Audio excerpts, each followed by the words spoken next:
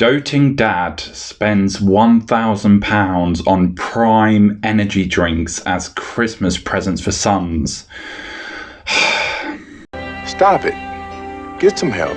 Prime Hydration is a 25-calorie concoction aggressively marketed by YouTube megastars and former boxing rivals KIS and Logan Paul. Hey, what's up guys, and welcome to your one-stop shop for everything IGCSE English. First of all, I hope you all had a wonderful Christmas and New Year. Let me know in the comments below if you are going to set yourself any New Year's resolutions or if you've already set them. I think for me, I'm definitely going to try and be a bit more consistent with my uploading schedule. Moving forward, I really want to try and upload new content at least fortnightly, so fingers crossed. Anyway, on to today's video. The world has gone mad, truly mad.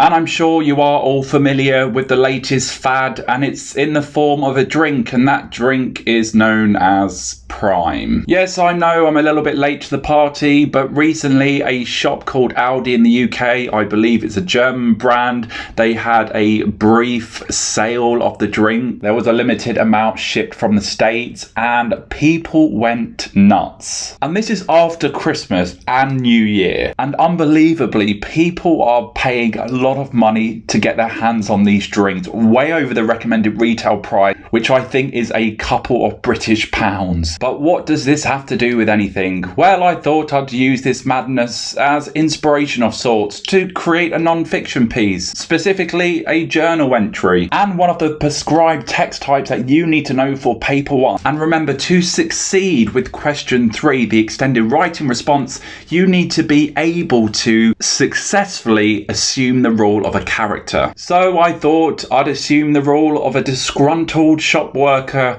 who is having to do overtime on a day where they are expecting a shipment of prime energy drinks. Let's take a look.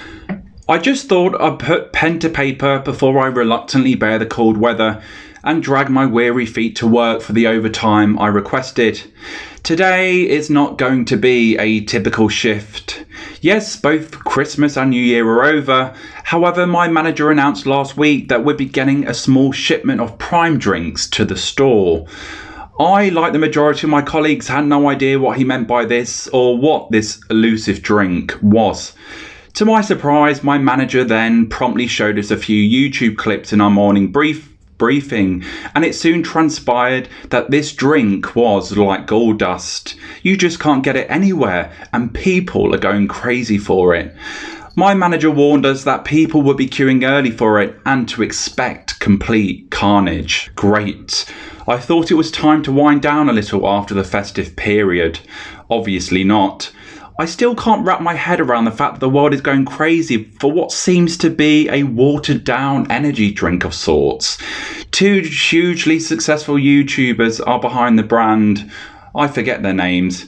I'll probably write again when I'm back after my mammoth 9-hour shift.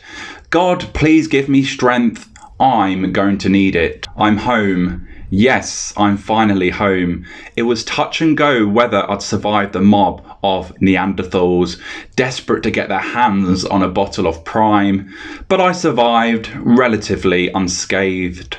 I had a few insults thrown my way after the shoppers completely obliterated the shelves and many were left empty-handed, but that was to be expected. Why did I request overtime again? Honestly, I have never seen anything quite like it. Hordes of shoppers were queuing as early as 6 AM and the rowdy queue snaked around the entire car park. I'm guessing at least 100 people.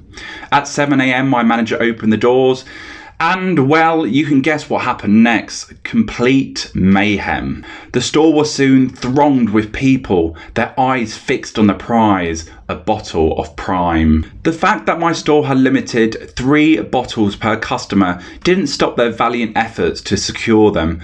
Once the first shopper had spotted the coveted shelves lined with the brightly coloured bottles, the battle began. I just stood and watched in complete disbelief at how unruly and relentless everyone was.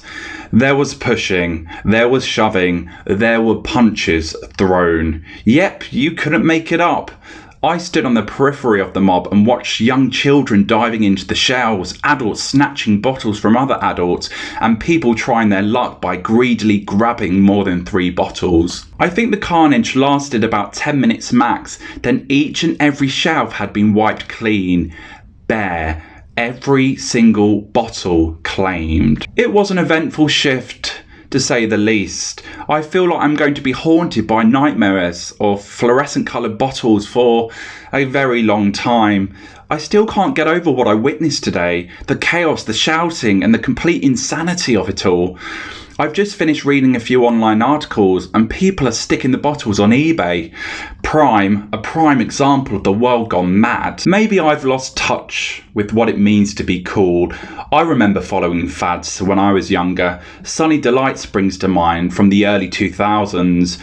I'm pretty sure I begged my mum to take me to my local store and pick up a couple of bottles so that I could be one of those cool kids and have it proudly display my lunchbox. Anyway, as usual, I am waffling on. It's time for a well-deserved early night. My only wish? I hope we don't get another delivery of Prime anytime soon. So what makes this piece successful? Well, there are a ton of features you would expect to find in a journal piece. There's idioms, there's phrasal verbs, there's rhetorical questions, there's a variety of sentence types, there's a few sentence fragments for a little bit of spice, and it has a chatty and relaxed style which is appropriate for the task. And of course there's a clear sense of purpose. It's writing to describe or reflect. Remember, journal writing is a fairly informal text type.